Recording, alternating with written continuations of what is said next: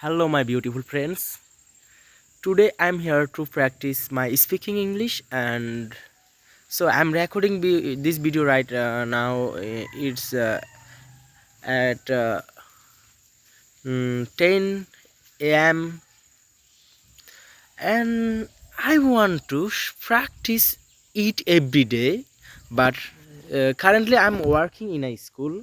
The school name is Abacare Education, and cause of that I have to spend most of the time in the school. After that I have some tuition. I am a tutor, so I don't want to go there. I want to my whole time here because there the place is really amazing. You can see over there are beautiful things, wind blows, trees.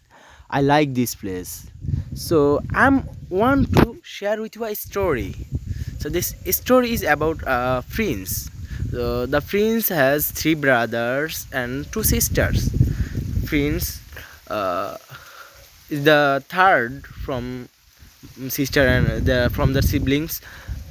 Now Prince faced a difficult time because his father abandoned his family. Now his big brother don't want to work. So the little